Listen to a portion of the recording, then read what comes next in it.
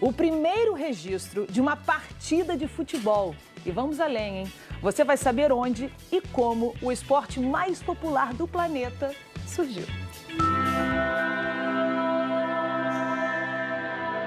Você sabia que o futebol só existe da maneira como é jogado hoje? Porque há muito tempo um grupo de homens se reuniu e usou as árvores para divulgar o esporte?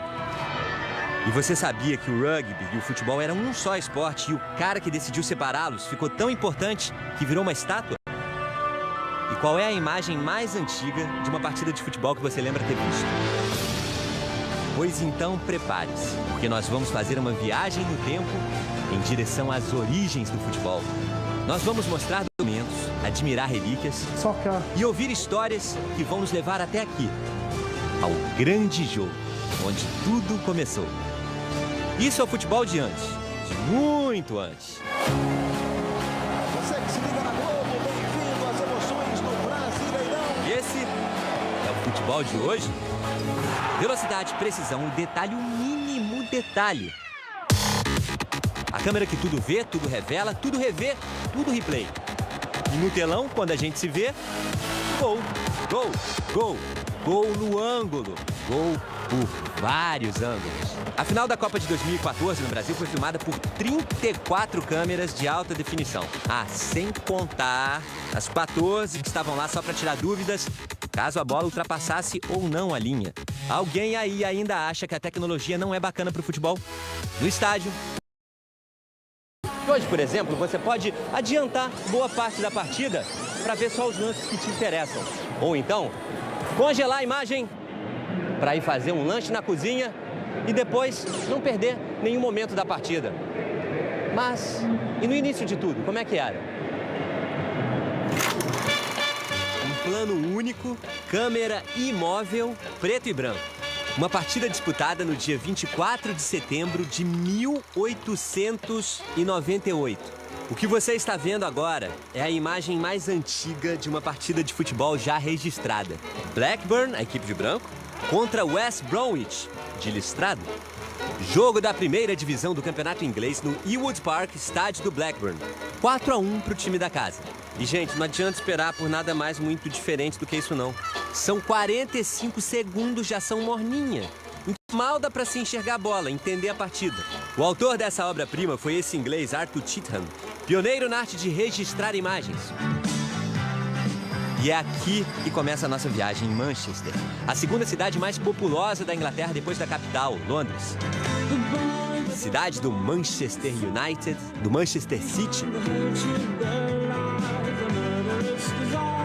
De onde vieram bandas de rock famosas como The Smiths ou Oasis.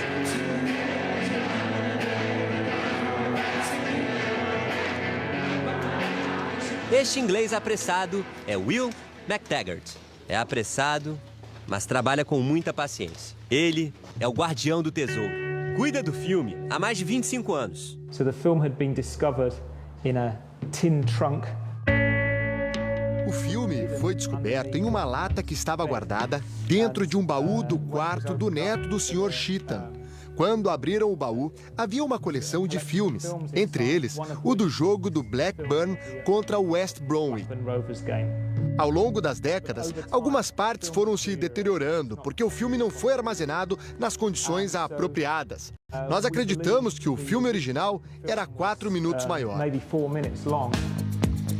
Em 1987, o material foi doado por um professor para a Biblioteca Nacional de Manchester, onde funciona o arquivo de filmes do noroeste da Inglaterra, onde trabalha a equipe do Will, hoje responsável pelo filme. Nosso trabalho é tornar o filme acessível para as pessoas. Assistindo atentamente, dá para reparar como o futebol era diferente naquela época.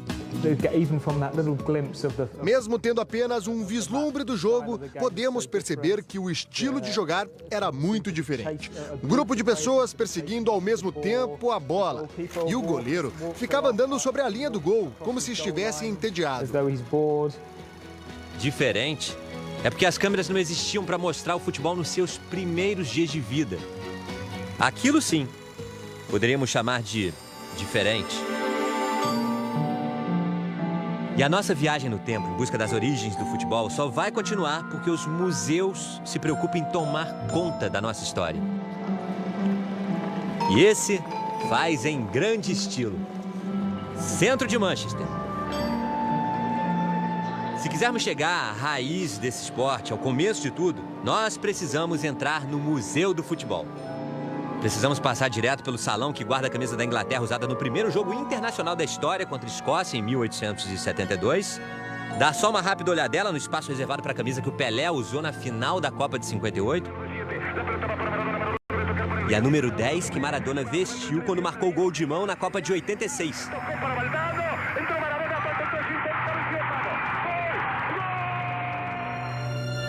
Chegamos. Aqui está.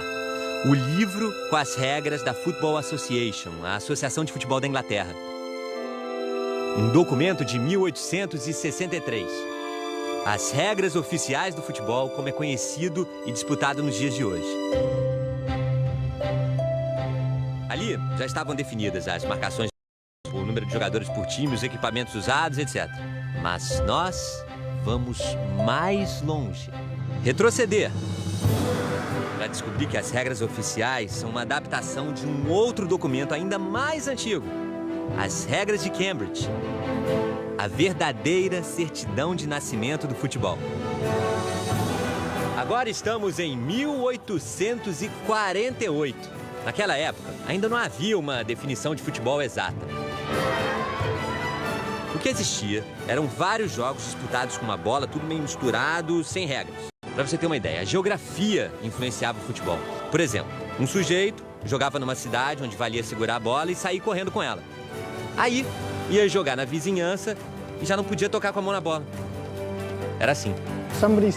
Um dia alguém disse, por que nós todos não jogamos com as mesmas regras?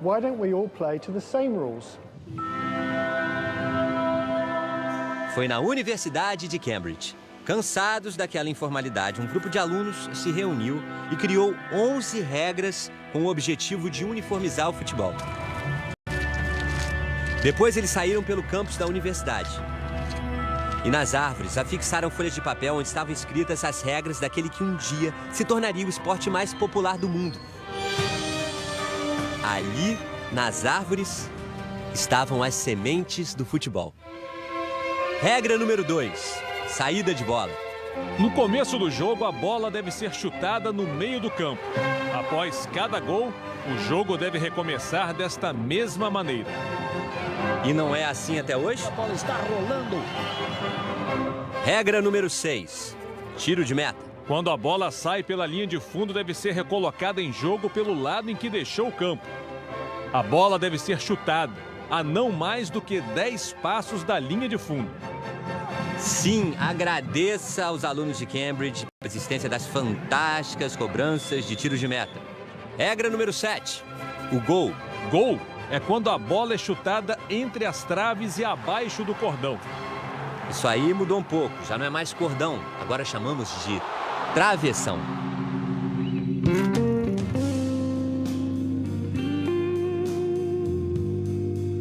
O Alan e o Neville são estudiosos das regras de Cambridge e são eles que contam pra gente algumas curiosidades. As regras de Cambridge não especificavam as dimensões do campo, por exemplo. Então, você podia jogar em qualquer espaço que fosse limitado por 4 cantos. Sabe como o lateral surgiu no futebol? Originalmente, os torcedores se posicionavam na linha lateral do campo. Então a bola não saía, porque as pessoas chutavam a bola de volta para o campo. Ou seja, eles influenciavam no andamento do jogo sem que fizessem parte da partida. Marcos Rocha joga para a área. Para impedir essa ação, inventaram o lateral.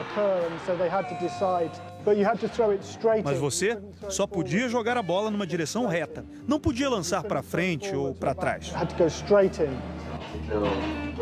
E quando descemos para outro andar do Museu do Futebol, o professor Gary James continua a aula de história. Quando faziam um gol, os times trocavam de lado. Não existia a troca na metade do jogo, no intervalo. Era após cada gol. E aí você deve estar se perguntando, e a regra número 1? Número 1, teoricamente, a regra mais importante, né? A regra número 1 é... Este clube deve se chamar Universidade Football Club. É que para aqueles rapazes o futebol seria só um joguinho, o clube deles, da galera da faculdade. É impossível precisar quantas árvores os alunos de Cambridge usaram para pregar as primeiras regras. Mas devem ter sido muitas, viu? Porque o tal do futebol ficou popular. Sabe quantas pessoas acompanharam a final da última Copa entre Alemanha e Argentina? Mais de 1 bilhão no mundo todo. Olha o gol, pra fora! E nos lugares mais remotos do planeta, sempre vai haver uma camisa de time de futebol. Um fenômeno de popularidade, sem dúvida. Agora, também não dá pra dizer que é uma unanimidade. Eu não consigo gostar de futebol. É permitido trapacear, se atirar no chão, fingir. Como é que alguém pode se apaixonar por isso? Este é o Phil. O esporte preferido dele é o rugby.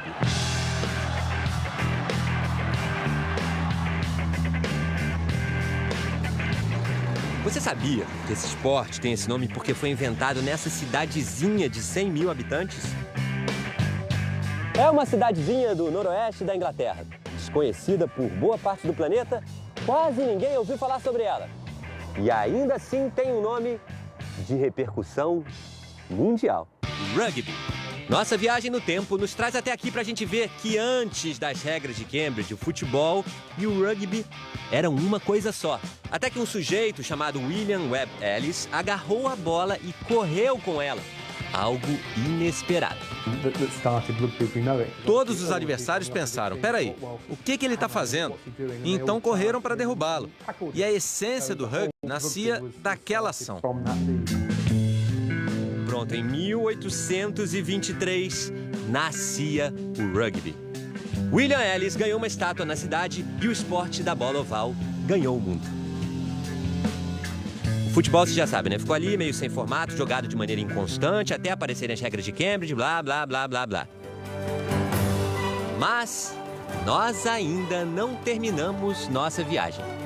Antes dessa mistura de rugby com futebol, havia eu nem sei como é que a gente pode chamar isso, gente. Um jogo tumultuado, selvagem, perigoso. O grande jogo. Era assim que se chamava o esporte que deu origem ao rugby e ao futebol. O ano é impreciso.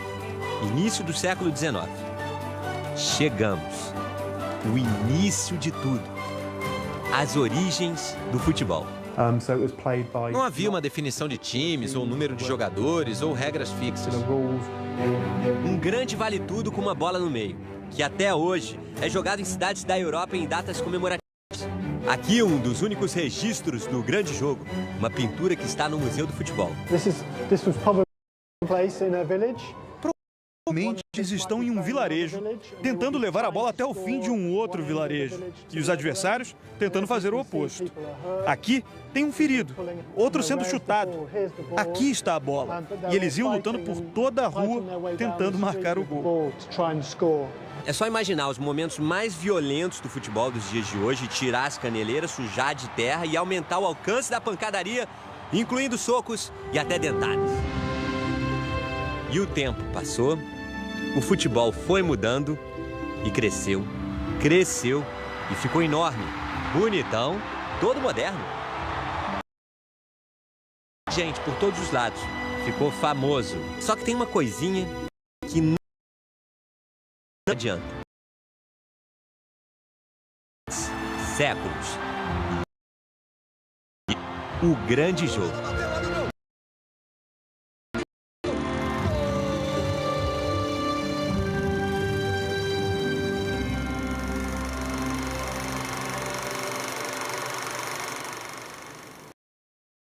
Nos apaixonando, como está acontecendo com a torcida do Goiás agora, pelo Campeonato Brasileiro. Boa, Escobar. Goiás está vencendo o Joinville.